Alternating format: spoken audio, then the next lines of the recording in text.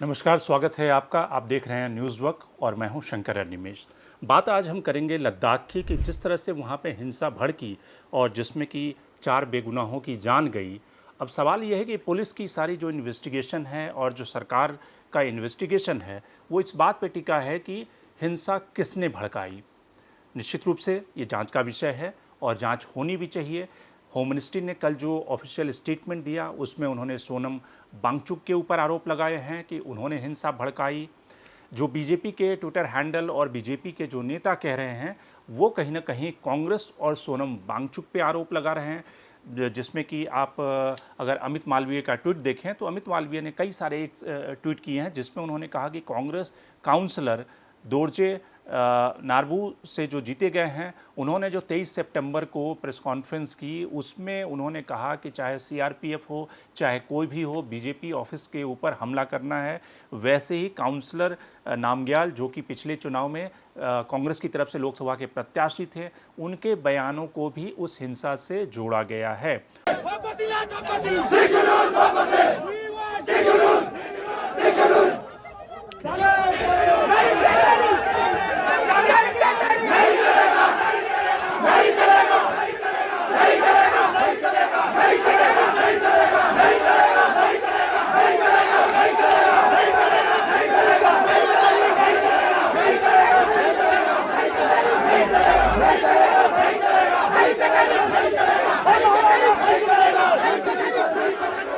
और सोनम वांगचुक के ऊपर तो गृह मंत्रालय कह चुका है। अब सवाल है कि किसने भड़काई, इसकी जांच होनी चाहिए। लेकिन ये क्यों भड़की, हम आज इस पे चर्चा करेंगे और इसको डाइसेक्ट करने की कोशिश करेंगे, इसे समझने की कोशिश करेंगे। 2019 का बीजेपी का मैनिफेस्टो पढ़िए और 2020 का जो काउंसिल का जो चुनाव हुआ था उस समय बीजेपी के प्रॉमिसेस को पढ़िए।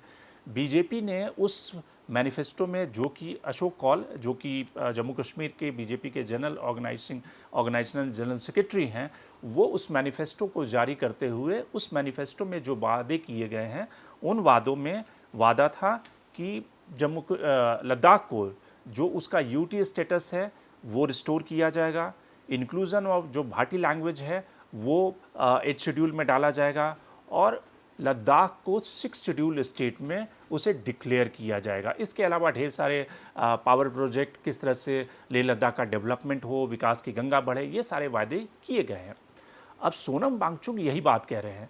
वो ये कह रहे हैं कि बीजेपी ने जब अपने मैनिफेस्टो में ये वादा किया लेह लद्दाख की जनता से कि लद्दाख को 6 शेड्यूल के स्टेट में डाला जाएगा और वो इसलिए ज़रूरी है क्योंकि लद्दाख की जो पॉपुलेशन है वो पॉपुलेशन जो ट्राइबल की पॉपुलेशन है 83% की जो पॉपुलेशन है वो ट्राइबल पॉपुलेशन है और वहाँ के रिसोर्स, वहाँ की जो नदियाँ, वहाँ का जो पानी, वहाँ का जो जिस तरह से जंगल और ज़मीन है जिस पे कि लोकल लोगों का अधिकार होना चाहिए, उनका उस डेमोक्रेटिक जो प्रोसेस है उसमें उनका इन्फ्लुएंस होना चाहिए। इसके लिए ज़रूरी है कि उसको लद्दाख को 6 शेड्यूल में डाला जाए और चूंकि बीजेपी का ये प्रॉमिस है, कमिटमेंट है, उस प्रॉमिस को बीजेपी क्यों नहीं पूरा कर रही है, ये सोनम वांगचुक का सवाल था।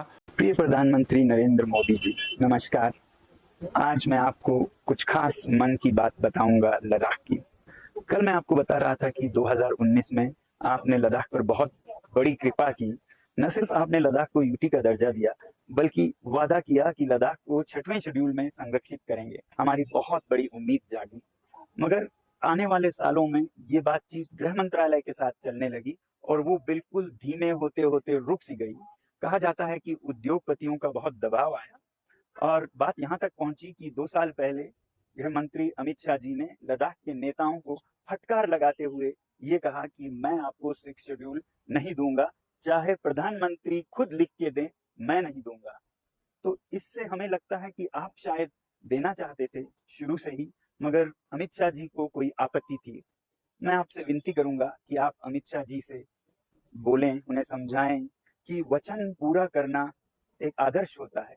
रघुकुल रीति सदा चली आई, प्राण जाए पर वचन न जाए। और जो तमाम जो एलबीए यानी कि वहाँ की जो एपेक्स बॉडी है जिसमें कि कई सारे एनजीओ हैं, अलग अलग लोग उस बॉडी में हैं, जो केंद्र सरकार से इस समय बातचीत कर रही है। जो 2023 में जो कमेटी केंद्र सरकार ने गठित थी उस कमेटी से एलबीए जो बातचीत कर रही है उस बातचीत का भी क्रक्स यही है कि लद्दाख को कैसे 6 शेड्यूल स्टेटस दिया जाए। वैसे तो लद्दाख की जनता ये भी मांग कर रही है कि उन्हें राज्य का दर्जा मिलना चाहिए, उन्हें स्टेटहुड मिलना चाहिए, लेकिन जिसके लिए केंद्र सरकार एक तरह से मना कर चुकी है, क्योंकि केंद्र का ये जो फैसला था कि जब 2019 में जब धारा 370 लगने के बाद जम्मू कश्मीर का जो स्टेटहुड था उसको स्क्रैप किया गया, तो ये वादा किया गया कि लद्दाख को यूनियन टेरिटरी बनाया जाएगा और जम्मू कश्मीर का जो स्टेटहुड है वो टाइम पे रिस्टोर किया जाएगा, उन्हें राज्य का दर्जा जो है उसको रिस्टोर किया जाएगा।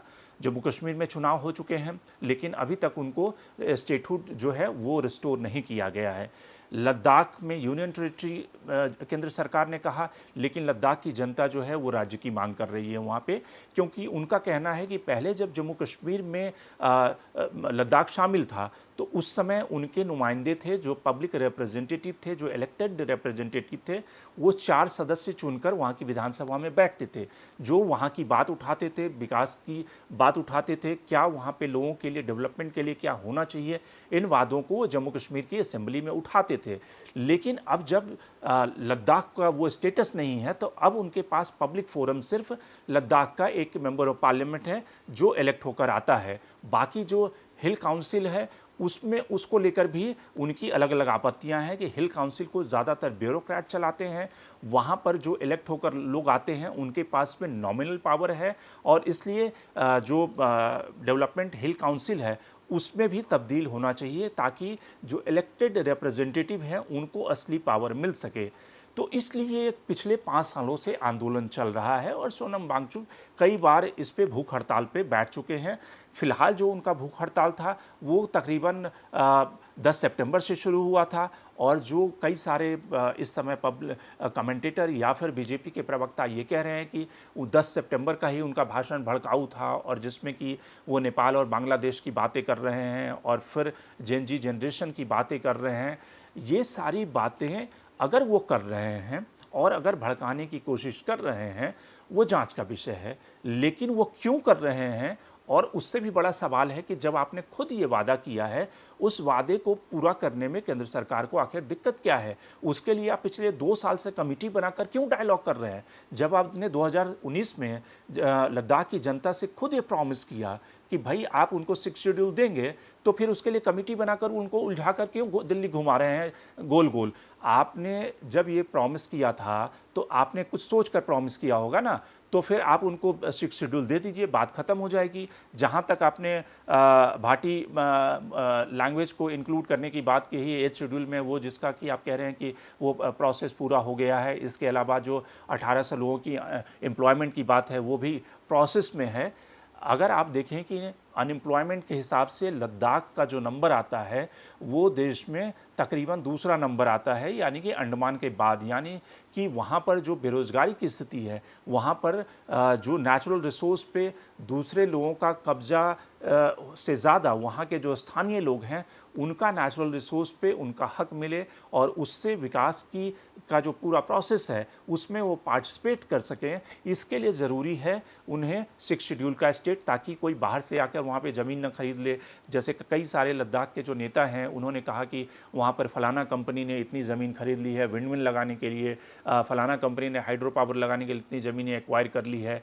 ये सारी बातें अगर सही है और उसमें जो लोकल लोग हैं उनका इन्वॉल्वमेंट नहीं है, तो ये सारे सवाल उठेंगे। और इसलिए जब जनता का पेशेंस धैर्य जवाब दे जाएगा कि वो पिछले 5 सालों से अपनी बात उठा रहे हैं, उनको आप एक बातचीत के फ्रेम में उलझा रहे हैं पिछले 5 सालों से, तो उनका धैर्य भी चुकने लगेगा। तो इसके लिए ज़रूरी है कि वो जो जिस बात को डिमांड कर रहे हैं उनकी बात सुनी जानी चाहिए, उनको वो मौका मिलना चाहिए ताकि वो जो पूरा प्रोसेस है डेवलपमेंट का उसमें वो पार्टिसिपेट करें। और इसके लिए ज़रूरी है कि आप उनकी बात को सुनकर उसको जल्दी से जल्दी रिड्रेसल करें, क्योंकि देखिए पहले जब ये बात उठी थी, क्योंकि सोनम वांगचुक तो एक समय में बीजेपी के काफ़ी प्यारे थे, उन्होंने जब ये बात कही थी कि लद्दाख को कोई इसकी ज़रूरत नहीं है, यूटी की ज़रूरत नहीं है, तो उस समय तो बीजेपी के लिए काफ़ी खास चहेते थे। लेकिन बाद में जब करगिल की जनता और लद्दाख की जनता, जो एक पार्ट जो मुस्लिम डोमिनेटेड है, दूसरा जो बौद्धिस्ट डोमिनेटेड पार्ट है, वो दोनों इकट्ठा मिलकर जब उस डिमांड को लेकर आगे बढ़ने लगी, तो कहीं ना कहीं केंद्र सरकार ने एक नया पैतरा खेला। अब सवाल है कि इन पैतरों से बात बनेगी नहीं, जो उनकी जेन्युइन डिमांड है उसे पूरा कीजिए, तभी बात बनने वाली है। और इसलिए ये ज़रूरी है कि केंद्र सरकार उनकी बात सुने और जल्दी से जल्दी उनके जो क्वेश्चन है उसको एड्रेस करने की कोशिश करें। लेकिन आप हमारे साथ बने रहिए। आप अपने कमेंट्स, अपने रिएक्शन हमें लगातार भेजिए, शेयर कीजिए और साथ ही हमें सब्सक्राइब करना ना भूलें, ताकि हम एक बेहतर इनकरेज होकर आपके लिए नए-नए वीडियो अलग-अलग विषयों पर बना सकें। बहुत-बहुत धन्यवाद।